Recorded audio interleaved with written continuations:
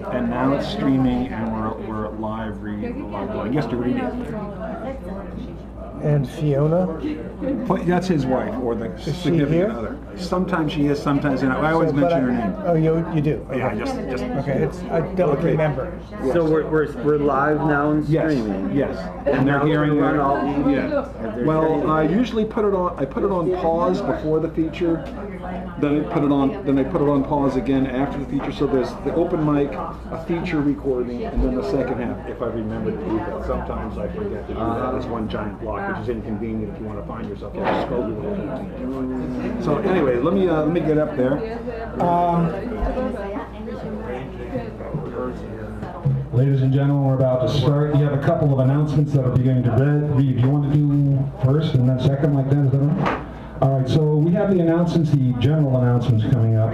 And we'll be back right at you in just a moment with more intelligent commentary than you can possibly imagine.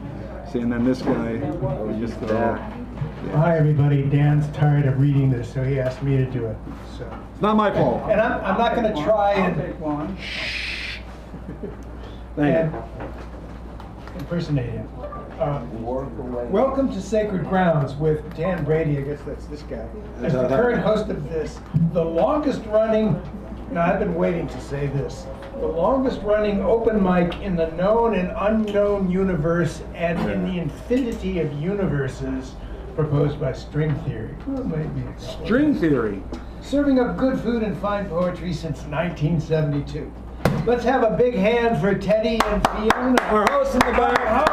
Without them, you wouldn't be here, and I wouldn't have to be bothered, and you would be annoyed by someone else by now. Don't forget to support this reading by enjoying the food and drink served here. Please respect the mic. Keep conversations. If you talk to yourselves, just whisper, if you have to. And put all of your devices into their shut-up mode, whatever it is. Yeah, airline, vibrate, Tonight's whatever. feature is, parentheses, blank space. Dave Holt is our feature for this evening. He is not in the house at the moment, but he will be, so give him a round of applause in absentia, or in English. The keynote will be parentheses, blank space. Oh, the parentheses, the keynote is Owen Dunkel, who's in the house. Give him a round. Wave there, Mr. Owen. All right. Well, the mini feature is Buford Bunton, who is not here at the moment, but will be. And the last word by. The last word will be whoever is last, because no one decided to be the last word, which is the last person you don't get. No one goes after you, is what that means. You have the last word. No one again says, but sorry. Go ahead, finish. Keep talking. No. If I start, then I won't finish. Please note the link. Streaming is handy in many ways. If you can't be here, you can view. If you want someone to see you live, they'll be able to by watching that. Well, if you want to hear somebody's poem again, well, you can. And if you want to do a self-critique, did I really say that? Did I really pick my nose when I was reading my poems? There you go. No problem. More importantly, it is a way to put out the word. I refer to the ongoing theme, never doubt that a small group of committed citizens can change the world. Indeed, it's the only thing that ever has. Margaret Mead. Yes, dear, thank you. Tonight's theme is... Oh, the particular theme for the evening. There's always the general ongoing theme. The particular theme is a quote from my mother. She would say, "Peace, it's wonderful." This would usually be after something that was not peaceful. Okay, well, I'm going to say this now before I finish. Yes. Last, if you wish to, it's not last, it's second to last. If you wish to record someone, please ask permission. I will assume. I will assume, but He will I too. really mean he will. Yes. That you've done I've so, changed that. should I notice recordings being made. Now, here's the last item. Fabulous door prizes are... Fabulous door prizes. This, from a recycling container, is the San Francisco Recycling Program's Join the Challenge Recycle More Frisbee. It is in perfect shape. This is Bad Boys Bail Bonds, a suitable deck of cards. It's a real deck of cards, but it has that logo on it. I don't know where I got that. The Intelligence Report. I wish we had some. But this is all about the right-wing individuals. This is from, what is it? Oh, the Southern Poverty Law Center, so it's a great read. This is the 53rd annual big book sale, member preview, sale and reception. So it's a ticket to get into that thing. I think reception means there's food. Okay. Course in Miracles, the most commonly asked questions about A Course in the Miracles. So if you know anything about the Course in Miracles, this is for you. And Imperial Messages, 100 Modern Parables, edited by Howard Schwartz. So these are parables from all over the world. It's a great read, brand new book. Just to let you know, this was sitting on the sidewalk, just like that, in perfect shape. And I thought, let me read something. And I read it and I enjoyed it, but I have so many books that I can't really, keep all these things. So I figured this will be a prize, this will be great. And then, if none of those float your boat, you can be the mini feature, which of course you'll see Buford doing, the keynote, which you'll see Owen doing. Oh, we got new guests. The last word, which nobody ever picks. Actually, no, not everybody. The co-pilot, which John here is. John Speary is our co-pilot. Give him a round of applause. He's going to be collaborating in here. And much like I did, you can choose next week's theme, which I chose as Peace. It's wonderful, since nobody chose that before. And now, before we go on, we have one last stellar announcement. Kindly come forth. She will read this as she has never done it before. Proposition 1. Whereas warfare is the worst of all crimes in that it embodies, encourages, and rewards all others. Whereas the definition of war as used at the Nuremberg trials is mute for the purposes of this proposition. Therefore, we, the party of the first part, all citizens of any nation, all those who suffer from the effects and privations of war, who oppose it as a system, as a behavior, as a socially accepted institution, call for an end to war, cessation of all hostilities, the standing down of all military forces, and universal disarmament. Further, let it be known, we, the people, the party of the first part, state by our assertion at this time and place that we stand opposed to the existence or use of military force as we now know it. All those in favor of Proposition 1? So signify. Signify. All those opposed? Opposed. Abstentions? Abstentions. Oh, we have an abstention. Great. All right. Thank you very much. Give her a round of applause. She did that so well. Just so you know that historically speaking, Proposition 1 has pretty much always passed, but it may come to further and greater things. We have, okay, thank you so much. I'll put these here. Did you sign in? If you haven't signed in, signify to this person, because there's a few people out there that have not done that. Okay. And now, as I like to say, without further ado, Owen, you are the keynote, yes? Will Owen Dunkel please come forth and sign it, not sign it, he's already, give him a round please. Would you please? Thank you. As he comes forth. Now, just so you know, the keynote reads a poem by someone else and then comes back for the open mic. You have to move to the side, dear. Okay, yeah, there you go. There you go.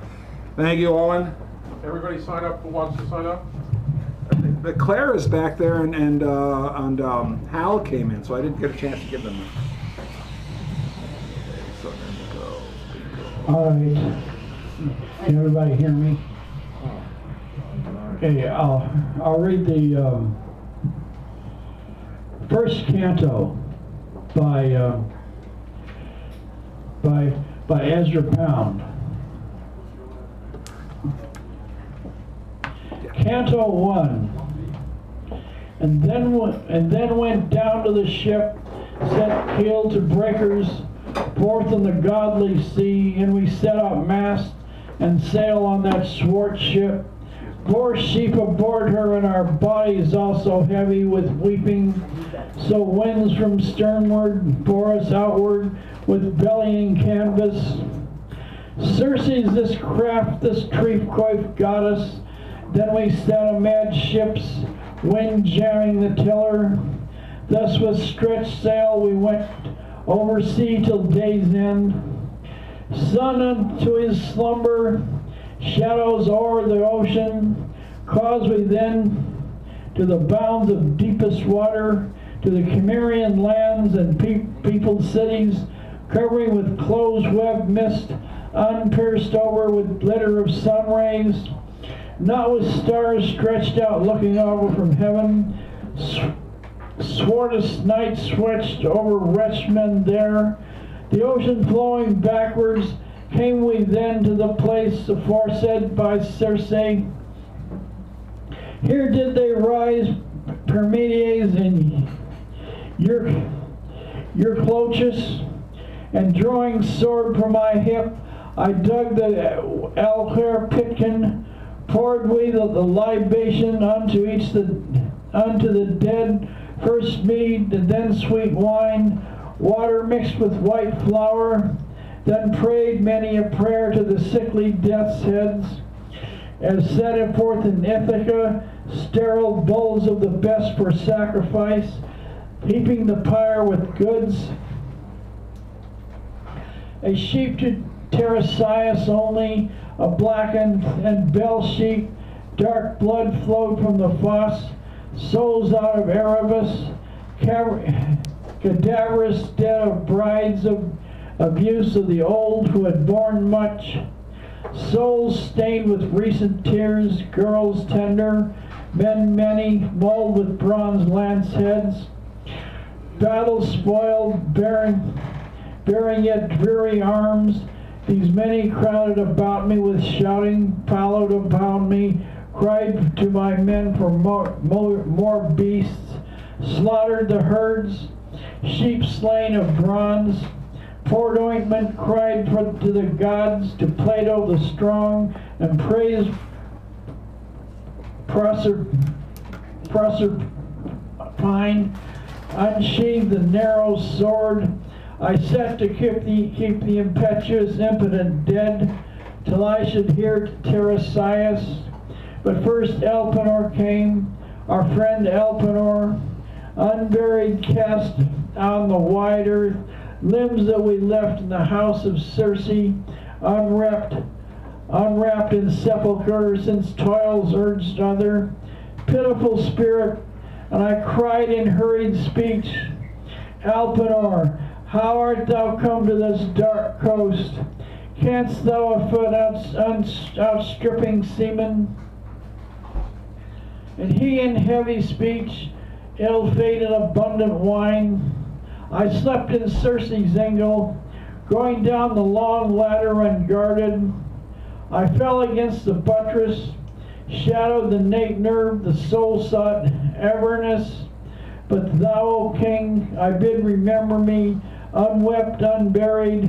Heap up mine arms, be tombed by seaboard and inscribed. A man of no fortune and with a name to come. I set my oar up, that I swung mid fellows, and then Anticlea came, whom I beat off, and then Tiresias Thelbun, holding his golden wand, knew me and spoke first.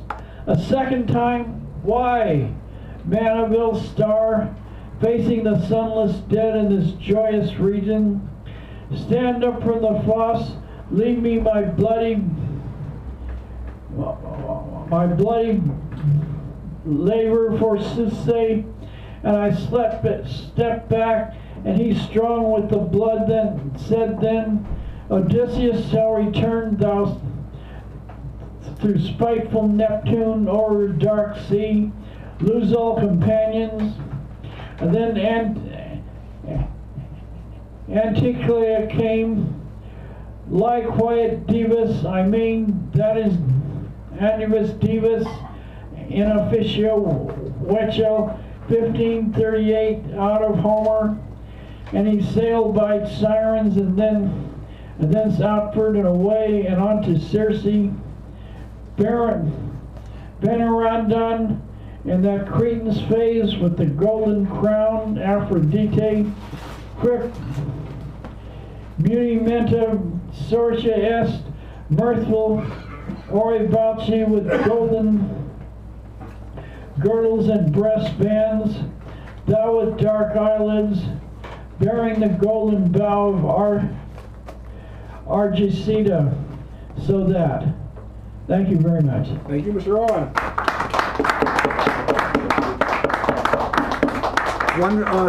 Steve O'Carroll is next, so give him a round of applause, and I have to make one quick comment as he's getting ready there. Just give me a moment. So this, you'll notice you'll see it says attributions.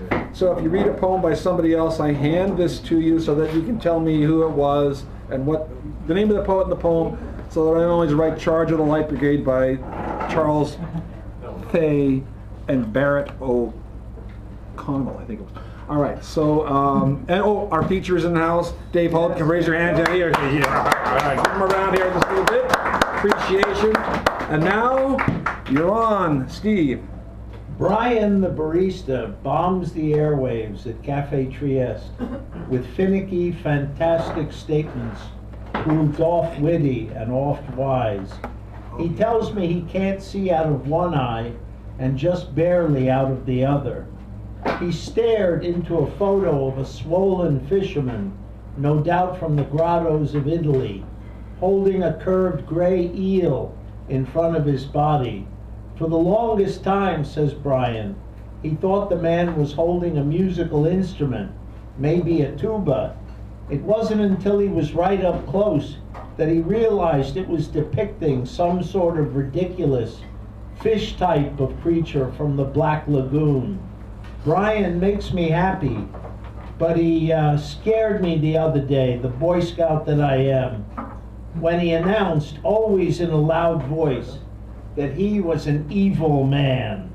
I said, what sort of evil man are you? He said, sort of, sordid, we shall not discuss. Man we shall accept as an article of faith. Evil, well, maybe as my mother and father would say, the boy's just bad, all the way through. Now, was that an Americano or a latte? Thank you. I walked into the sacred circular mead hall surrounded by windows of the senior center at Aquatic Park. I approached my favorite banquet table. David and Lorenzo and Vina were already high and drunk on Mr. David London's riotous jokes and spasms and ignitions. I put my hands near his dyed orange leftover curls, solid rock from hairspray. I shouted, ee, ee, ee, like an electric engine getting near a source of power. David said, shut up or I'll cut your umbilical cord. I said, ee, ee, again. He said, I'll cut your lower umbilical cord. I gingerly felt his hair. It was like rings of metal, and his scalp was as hard as Curly's brain pan, full of quips and wits. I said, I am touching the holy of holies. He said, I'll bitch slap you into next week. I said, Lorenzo is laughing. Yesterday he was so sad and serious because David was not here. Even the eclipse could not make him happy. But today is a different day. Nicely done. Steve O'Carroll, ladies and gentlemen. All right, and I'm going to read the next five so they know who they are. We have David Zeltzer coming up next, Owen Dunkel coming back to the open, Dr. Hal in the house, Clara Sue, the magical and wonderful, David Ehrenreich, the jazzy guy, Brett Benson, Antoinette, then me, then the Sanderell before our feature. So, David, would you kindly come forward, please, and honor us with your divine presence.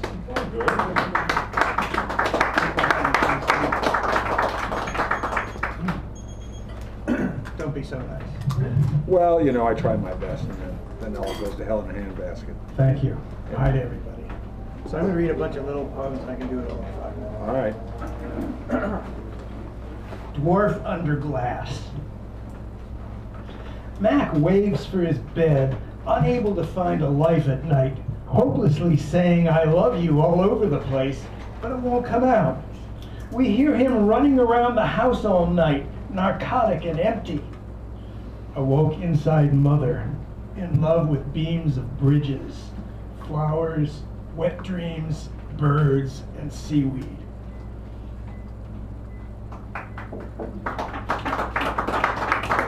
Thank you. Kiss the harpsichord. Kiss the harpsichord and eat roses. Kiss Burning Woman. Kiss vinyl jelly and dance in peace. Vulva juice wounds kisses, dear neural brother, understanding neither hate nor home, changing gentle vixens into nationwide knives.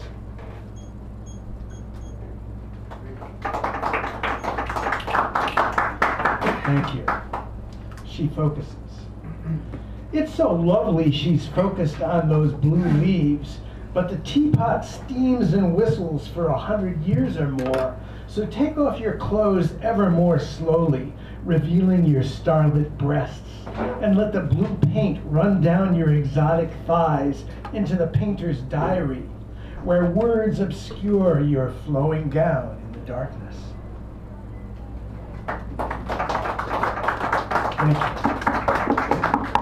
A plastic bag. Look, a plastic bag scripts a cheerful hazard, but never disappears. Long vertical limbs activate domestic omens, the most vulnerable inner monologue in the brisk air, an inky Sturm und Drang that frames every vision of the mysterious. Thank you. Black hairs. Black hairs dust her skin with ash sealed in her womb, forcing mice to invade the Caucasus Mountains under the sink, charging a group of abandoned Nazis who miss the melancholy and moving housewife caught between a ruined festival of complex observation and confusion. Is it an unfinished skyscraper? A character who destroys passion?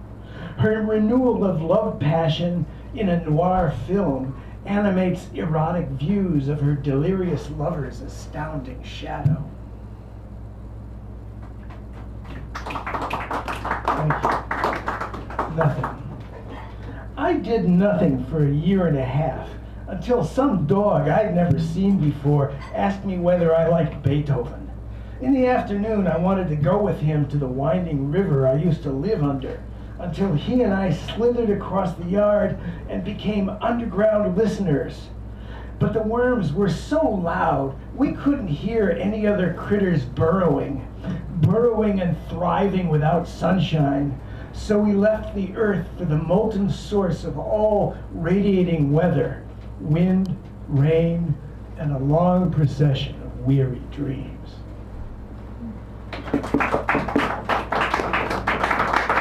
Thank you.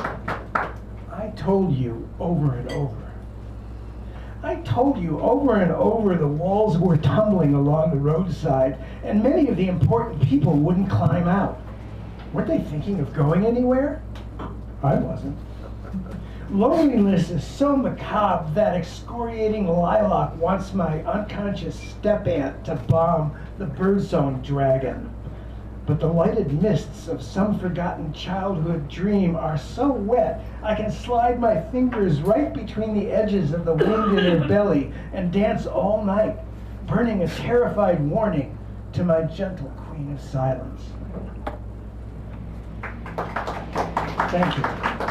And the last one is a little bit longer. Botch. I feel a genuine affiliation with the Russian composers.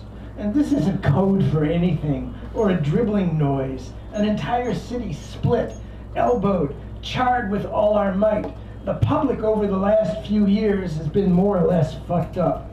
Sound goes out, merges with tinglings and ripplings not felt since the war. None of that is unusual. Every movie we've seen in 150 Science has thrust us into a private bleeder valve, the kind with two eyes. Yes, it's wet down here. You know what's sucking the nation into economic frenzy? Other folks. We urge a boycott of the other folks until the next war, or until rifle butts shut their mouths in the correct sequence. More shouting. Keep your mouth shut. No, listen. no telling, no death.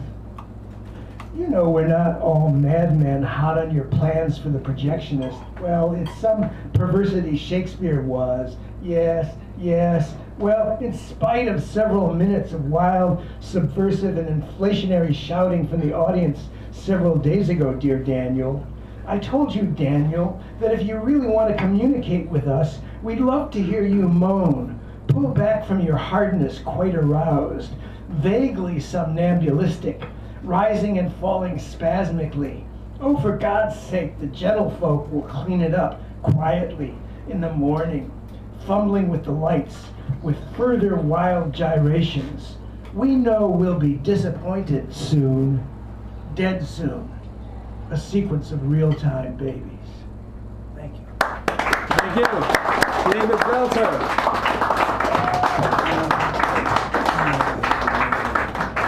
All right, and Owen's coming back up now because he's going to go on to the Open with his own poems, and give him a nice round as he comes up here. And then we have Dr. Hal, Clara, David, Brett, Antoinette, myself, Richard, Sanderell, Bob Hope, Nina Fay, and Tina Turner.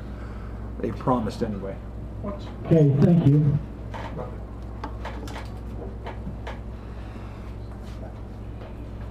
These are some of my latest. Bob Shoe, a memoir after Steve Carolyn. Bob Shoe, spelled S-C-H-U-H instead of S-H-O-E, and I went hiking along the trail in the Angeles National Forest. We met Emily and Marie in the middle of the evening, and the whole San Fernando Valley glittered below us. We were merely in high school. He went to Muir and I went to Loyola, and we sang this song reminiscent of a Bill Mullen cartoon. We are two soldiers marching from whorehouse to whorehouse. Bob later got married to Donna McCluskey at age 19.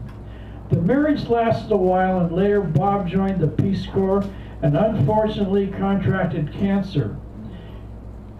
He is an old friend and is still alive, thank God. His friend, the Ishmael-like Owen Dunkel, that's me, has written a short prose piece to him. Stone demigods.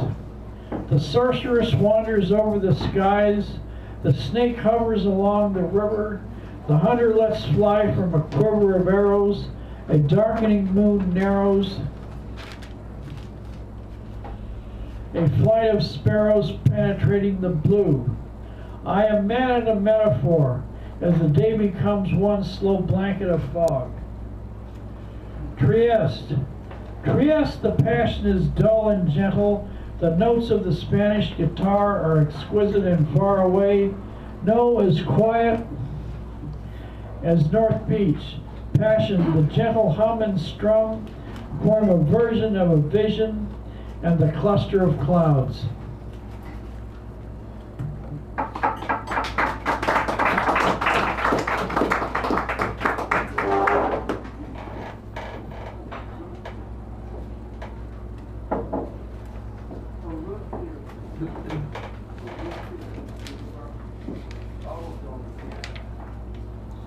A sonnet called Psalms. Only the chatting midnight rain beats down from its sultry showers, berates a unicorn upon its sultry towers, chimes from its nocturne time and again, wetting its lips upon my eaves of pain. Its cold branches tell of the hours. Laughter and lust become ill, sours the bleak covenant we call the sea. Gods and princesses all begat a nimby-voiced, goat-bearded boy. Odysseus set sail, we never sat along your passions and penance. Destroy the harp of plenty we plucked through the day standing, bid the sun adieu.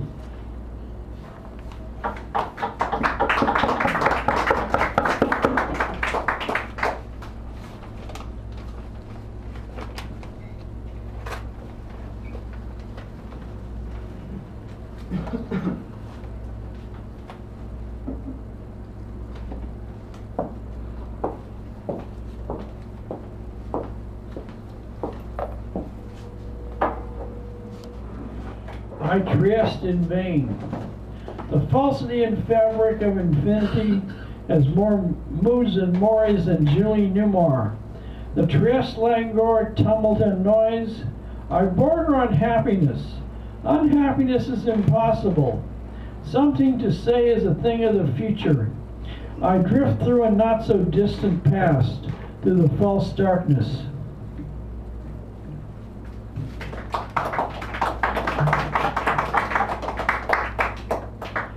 E pluribus unum. Fair Phoebus, sharp mind, follow me only, a drunken royster from pub to pub, down to scrub to prepare for the next day of the curious vacuum of consciousness we are investing in. Wall Street sharply climbs down in a curious state of consciousness, like the wonderful state of the flagpole sitter. Gazing into the soul of fair Phoebus as we dare talk to Icarus. What was it like up there? Splendid. All the gaseous beauty and tree shade opened up like the night of her ruby lips. Or was it a Dantesque inferno, an eternal sweatbox full of lost souls and fruit flies? Almost impossible for cool, quiet Morpheus to cast his wonderful white-hot, starry cape shadow upon. Thank you, Mr. Owen Dunkel. Give him a round, please. We're here. Woo! Or a rectangle or parallelogram, something. Or duodecahedron of applause. Dr. Howell, calling Dr. Howell. Oh, Dr. Howell. Dr. Howard, Dr. Fine, Dr. Howard. Paperback Dr. Howell. Give him a round of applause. You will be, if you've never seen this guy, like I never have. Wait a minute. Ohio 80.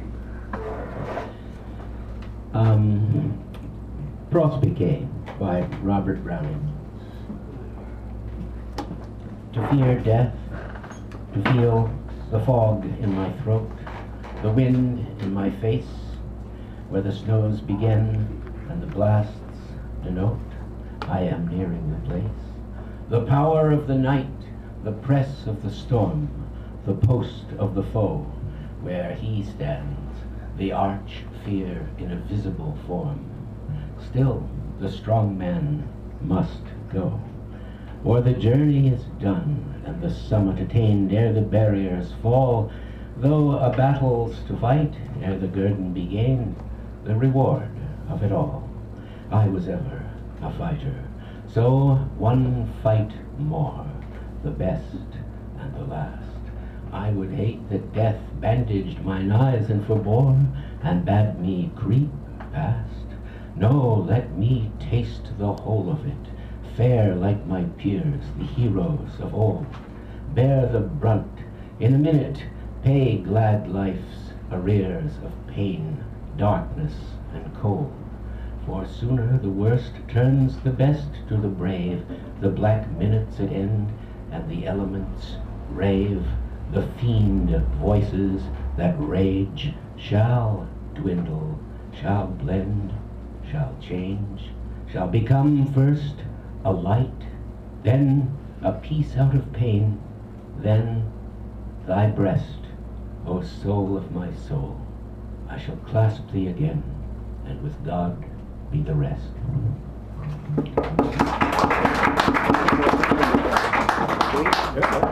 All right, I think I can do this in 3 minutes. A Welsh Incident by Robert Graves. But that was nothing to the things that came out from the sea caves of Crickearth yonder. What were they? Mermaids? Dragons? Ghosts? Nothing at all of anything like that. What were they then? All sorts of queer things. Things never seen nor heard of nor written about. Very strange, un-Welsh, utterly peculiar things. Oh, solid enough they seemed to the touch, had anyone dared it. Marvelous creation, all shapes and sizes, and no sizes. All knew each one perfectly unlike his neighbor, yet all came moving slowly out together. Describe just one of them. I am unable. What were their colors? Mostly nameless colors. Colors you'd like to see, but one was puce, or perhaps more like crimson, though not purplish. Some had no color. Tell me, had they legs? Not a leg nor a foot amongst them that I saw. But did these things come out in any order? What o'clock was it? What was the day of the week? Who else was present? How was the weather? I was coming to that. It was 3:30 on Easter Tuesday last. The sun was shining. The Harlech silver band played Mach Hug Yesse on 37 shimmering instruments, collecting for Carnarvon's Fever Hospital Fund. The population of Crickhearth, Porth Maddock, Borthry Maddock, Pembrindine Raith were all assembled. Crickhearth's mayor addressed them in good Welsh and then in fluent English, twisting his fingers in his chain of office, welcoming the things. They came out on the sand, not keeping time to the band, moving slowly seaward at a snail's pace, till at last the most odd, unaccountable thing of all, which scarce one man there could see for wonder, did something, recognizably a something. Well, what? It made a noise. A frightening noise? No, no, no. A musical noise? A sound of scuffling? No, but a very loud, respectable noise, like groaning to oneself in chapel just before the second psalm. What did the mayor do? I was coming to that.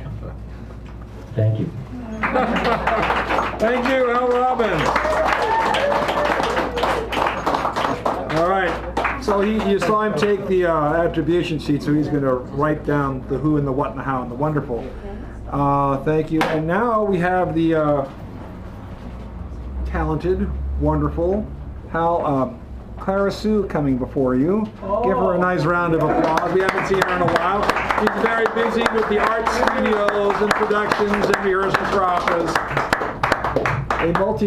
Happy birthday, Dan. Thank you so much, my dear. Mrs. birthday party. And the cake. There we go. So I wrote a poem for the eclipse. Ah. I'm gonna read it. Yeah. The great eclipse. When the sun turns into a crescent and day into dusk, thoughts of grandeur thread through a pinhole of gloom. It marks the time for this simple soul, this grace of walking in the fog-shrouded city, of loving and letting go the biting stings that have paralyzed the heart. Children's laughter, goats on a hillside, and wildflowers of watercolor hues are the gentle forces.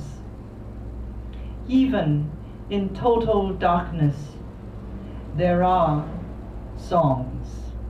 Thank you. Thank you. Clara Sue. All right. Put your glasses down for a second. No, on your face. Oh, you mean like this? Yeah, I looked at the eclipse. It didn't bother me a bit. Is that you, Dan? No. I had pancakes over my eyes. That's a 54-year-old joke on the last total eclipse. Okay, folks. So I have a show coming up. Has some flyers around. Dan has been part of my show. Dave has been part of my show. Clara Sue will be part of my show this year. And if you've been part of the show, you can come for free and make a donation. So you can donate nothing or $50. No, it's $20 admission. That's what he told me too. Yeah, unless you're a senior. Oh, yeah, you're free to. But he's not a senior. Vanderell was part of my show. I left him right. How do you like that? I It was left just him he out. was threatening. Anyhow, so Yeah, get that microphone set up. I have a poem that I wrote yesterday about all the members of the band, kind of disguised, but I'll do little asides when I do the poem, and I'll tell you who's there, so who I'm talking about. But first, I don't got it. I am the master of arbitrary, the idiot savant of idiom and idolatry. I purr for Persians, while contemplating the template in the temple of doom. I am the humdrum of conundrum. Just suppose that juxtapose was full of yucks and yaks. I am the addendum to end all addendums, from start to finish, from Norse to Northwest. I take the back way when I can't find the segue. I speak patois on the patio. I have all the links to lingo, including sausage, the age of sauce, and those who didn't see a seesaw. The real past tense of a verb is relax. I accept the supposition that corneas are the tassels on Italian patellas. I am not averse to stealing from every other language and making it rhyme. If the landline to your homophone is home alone, use the correct change to coin a phrase and put your money where your mouse is. Click 3 times and repeat, there's no place like gnome. Because to gnome is to Chomsky as dentures are to hibernation. No need to chew the fat, you will absorb it while asleep. If none of this makes sense, you've lost your sense of smell. Mistaken realty for reality. Keep posing for Composure magazine. Just because you're cutesy or on the QT doesn't mean you're worth looking for. Hold your fire while sticking 2 rubes together, because your spoonerisms may not fit in the same drawer.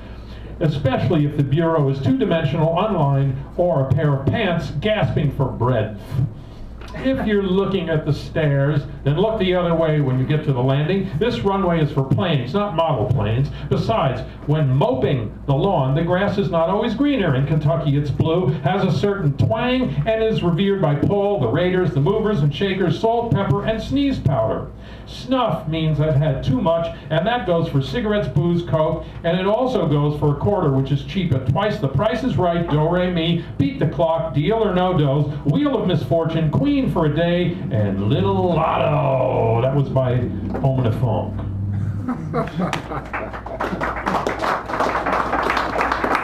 Thank you. Okay, so here is She Has the Cure, Catherine DeCure. Presence of an angel, vibrato, perfect rhythm, oriole or creole, cadence, crescendo rise, freeing all the women, wings still bright in shadow, tail obscures the sun, unison or quartet, arranged in soothing ire, joined by golden Celtic, Patty Paul. Fatima's healing hand, Dina. Fox, Suzanne Fox, plucks every nuance, completes feminine band, 2. What shall be bass, Marcus Shelby. Throbbing underneath, piano never quarrels, son, Shanna Carlson. Upon the purple heath, drinking wine, man, talking drum, Jeff Weinman. Bravado, vado, Dylan Vado, vibes. Celestial strum, seeking sax in sacred earth, Erdreich. Let the music now give birth. 5, 6 pickup sticks, Stickman, my sound guy.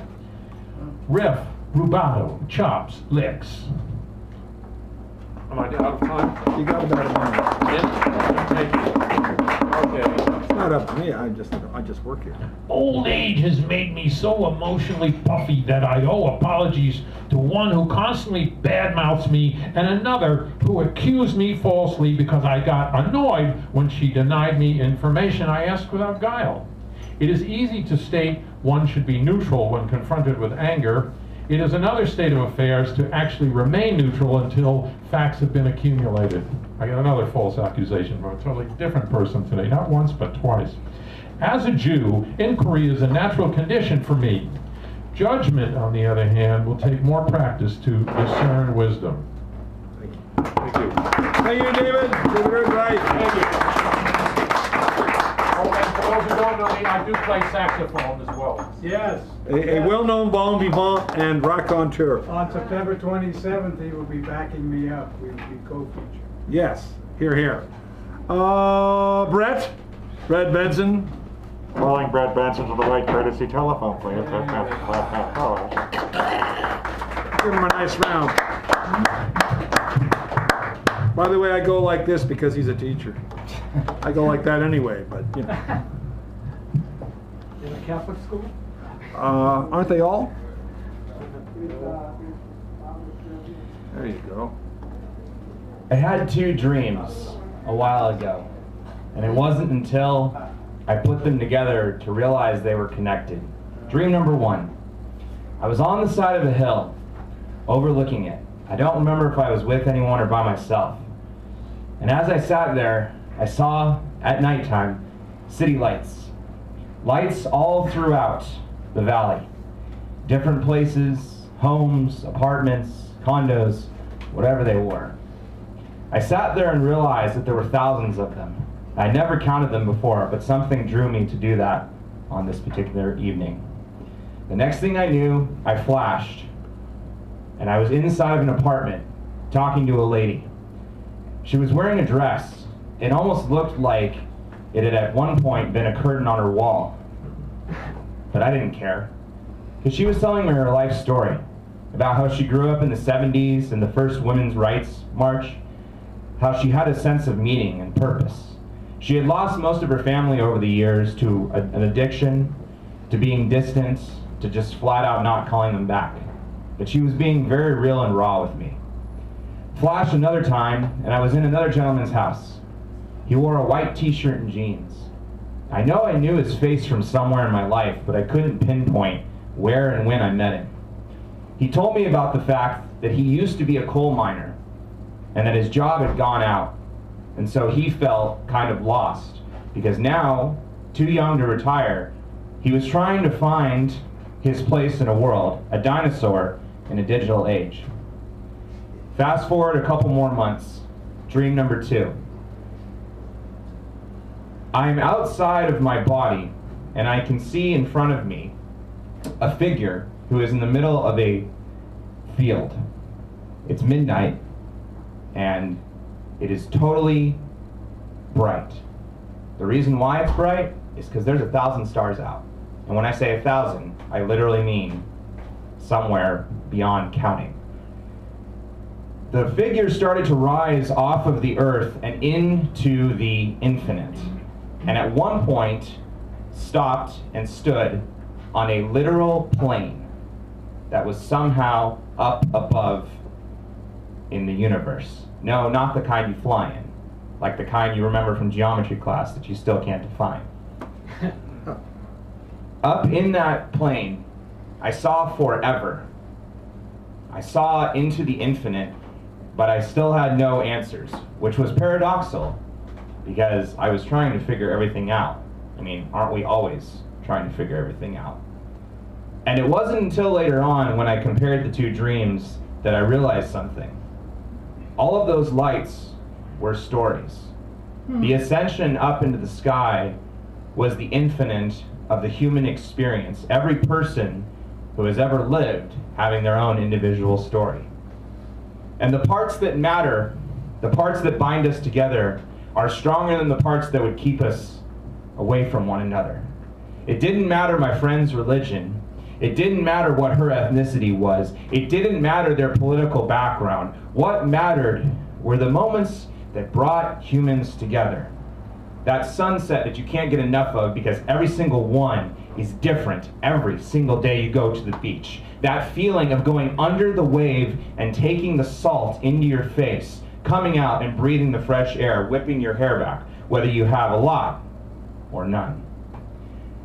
That feeling of when you go to a concert and you hear the music, classical, rock, rap, whatever it may be, and you feel that harmony, note by note. I knew at some point we were going to figure it out, that things were more connected than they were disconnected. I wasn't going to wait for the TV to tell me what to believe. Instead, I just figured I'd try to connect the dots wherever they worked. Thanks. Thank you. Brett, thank you. All right. And now, Antoinette. Antoinette, where are you? Ah, here she comes. Give her a night the ribbon, please. Owen, this is yours. Can you give that to him when he comes in? I thought I was much further down the list. Well, you are much further down the list. We're just booming. We're having too much fun. Well, I didn't write anything last week, but I wrote these a little while ago, so and they're a little bit of my favorites. So we'll see what you think.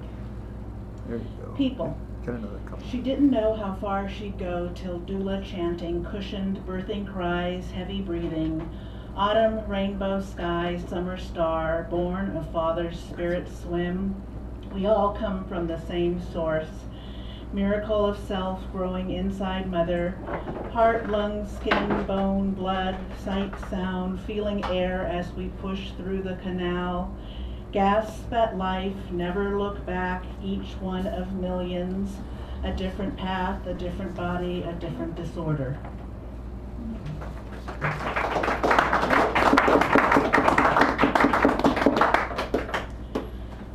This is called The Ordinary. Unfortunately, the light beige room held no attraction for the woman flaunting white pasty skin with iridescent orange undertones in the morning sun. Her loose hair reflects an unsettling resemblance to huge gray-green serpent regularly seen breaking brick walls that lead to a mossy pond. Clear glass door tightly closed, no possibility of merging man and spirit. They did not believe the snake was true until, like a railway car, it bolted forward, shattering the ordinary. No cause for alarm, the tourist whispered, buying Uggs and eggs from the young man's store. He's doing a lot better this year. The economy sucks. It does not matter. The light beige room has a view and is currently occupied.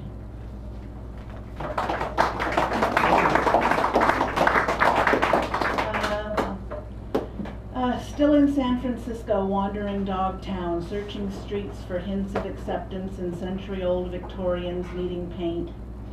Gentrification at 28th and West, young black man at his aunt's estate sale, somebody else will live there.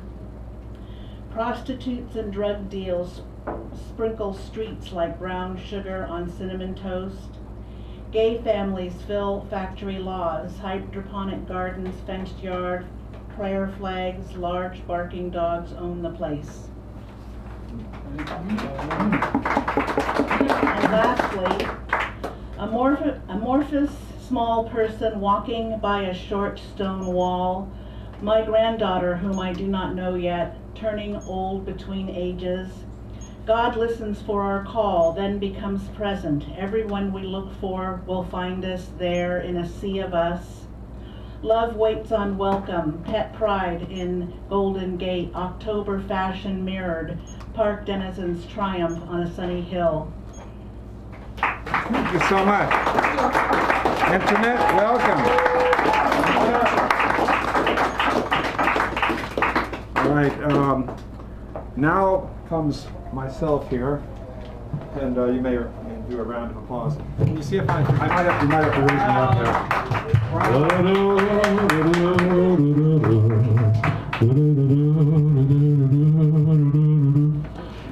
Nothing up my sleeves. Nothing between the ears. There we go. There we go. So, recently I finished working on a whole set of poems, and I finally printed them out because now they're ready to be read. Theoretically, this one is ready to be read, as is the one that comes after it. So these are new. Okay, I'm going to do this one first. All right. Time upon time, and there's 4 parts. So I'll do one. I'll do all 4. Never mind. Read the poem. Time upon time, part 1. Endless deep stasis. A tonal soundscape resolves to music. A glow showing mist, shadows and shapes resolve, form letters which follow one another into words. Meanings begin, traces to memories, thence to the present where they lead into more. This mythic upwelling creation, the silent harvest from whence comes all we know and how we come to know too. In a garret left decades hence, there was a night before my horizons changed, when a calling of spirit, a torment of winds, a shaking of soul, before a suspicious stillness opened silence, and an oppressive dark weighed upon the night itself, as lightning crossed the far cityscape where time was worn away. On that night long ago, love was closed out. My mother became her shell-shocked image. Her own ghost sat pointing into her, laughing. As for her poems, her old world script, they were never read. She forbore portents of any kind all the rest of her life. Her secrets went closed within her. When her hands were finally folded atop her breast in prayer. As for we kids, we left behind simple childhood boxes, ignored the questions we had for the closed doors, and held on to secrets which would ignore us for decades. Eventually, time and loneliness released me from that memoir, and in that upwelling where the formless mist took on shapes, I made my own shadows, from which and into which I grew and hid for some long years. As a child, I remember playing with water, jumping onto sidewalk puddles, diving into elderberries, pool, water balloons, hoses, and sprinklers, how each rounded drop, when lofted skyward, became a glistening globe with its invisible denizens, each a tiny ephemeral world in flight for my joy's sake, a weightless wonder glinting in its moment of blue eternity. As for Mom's father, my grandfather, forever unknown to me and unsung as far as I know, he demonstrated there was no going back, just as my father did, as did Tom, followed by aunts and uncles, as did Mom long after that, and she was followed most recently by John and more. Regrets?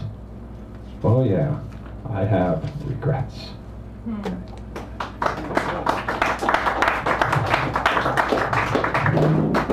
Okay, so this is time and not. N-O-T, not K-N-O-T, just in case people wonder. My garden is a redoubt. When the dew is up and quiet falls cool, floral sweets pervade aromas of romance, and there's time, such time for my mind, time when these plants and I understand intimacy in the same way I sense the broadening glow of dawn, or if there's been a misting rain even before I awake. In the garden I have a sense of completion, as when strolling through fallen leaves as others fall to display themselves in apparent disarray, yet are in perfect order just the same. In a garden, every change has purpose, whether proposed or disposed.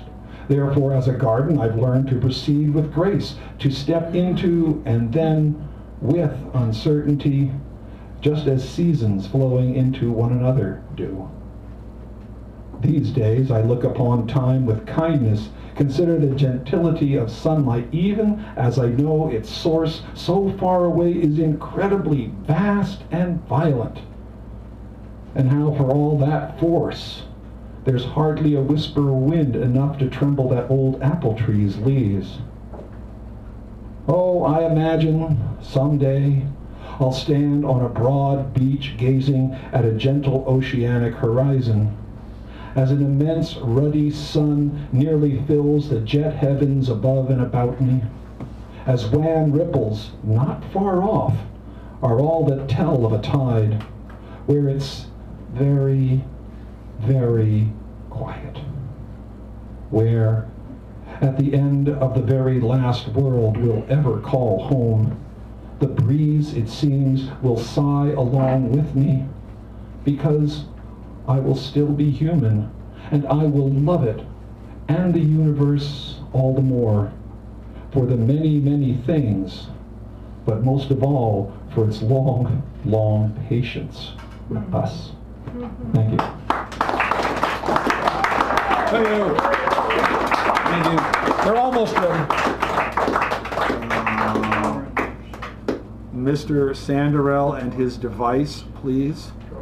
We call him the Sanderell, but he doesn't like that. So please don't call him I just don't that. want people to forget my first name. Robert? The Charles? Richard. Chuck? It's the Richard. The Richard. Oh, that's right. Give him a round as he comes up here, ladies and gentlemen. And after him, we have our feature of the evening, which I will suitably embarrass with as many compliments as I can possibly come up with. You shall see. Yeah, well, any non-poets? Any non-what? Any non-poets here? Oh, yes.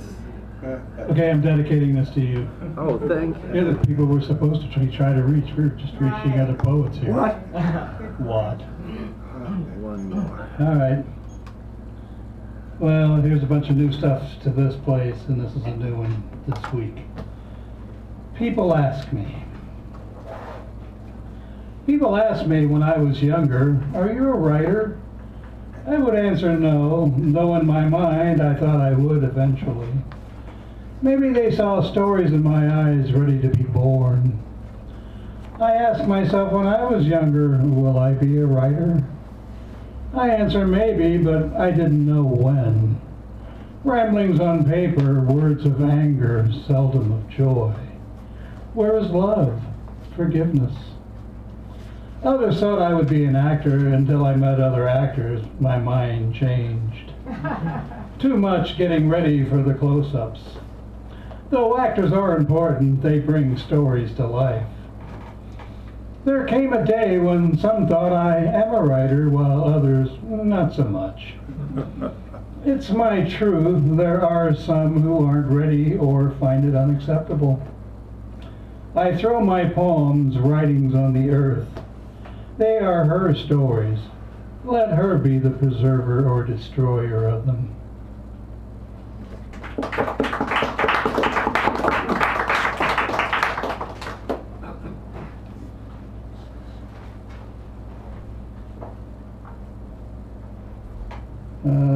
The beast takes control. And so it continues. Some Christians are in their bliss, hoping, praying the end times are here. They continue to believe that everything's happening, it's all part of God's plan. They have all the answers. I'm still working on that.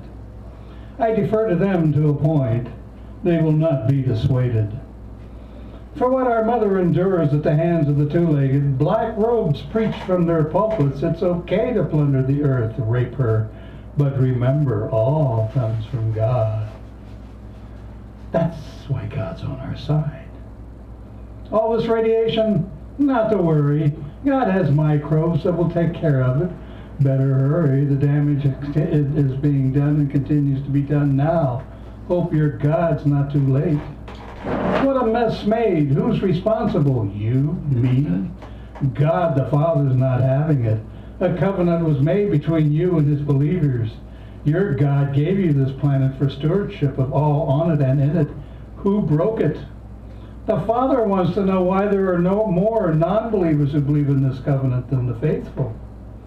The beast takes control. The great deceivers are amongst us.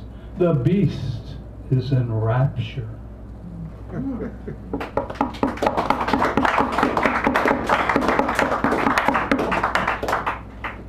The flush. I love being in the flush of love. It's sadness that remains. It is red by the head that gives the heat all the way to the tip of the feet. Flush of love remains, but never forever. As with almost all things, love can end. Flushed with the last flushes of love.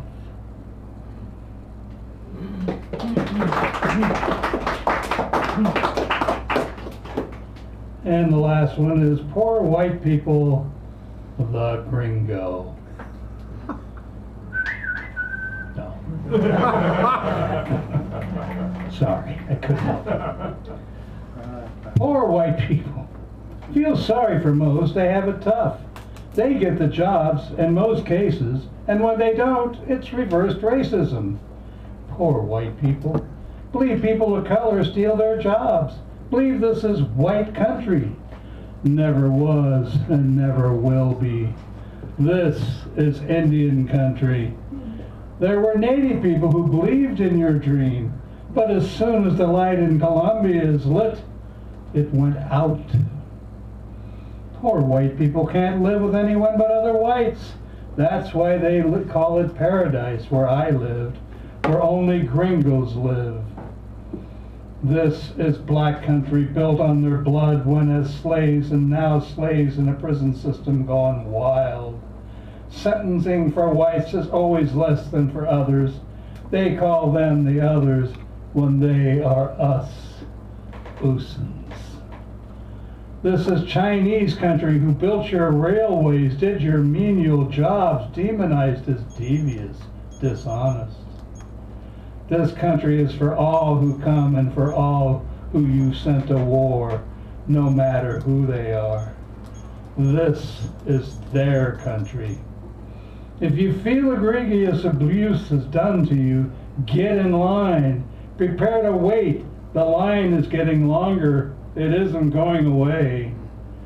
This is for all who come here, as well as Native people who were always here, not just for you, gringo. Thank you, Richard.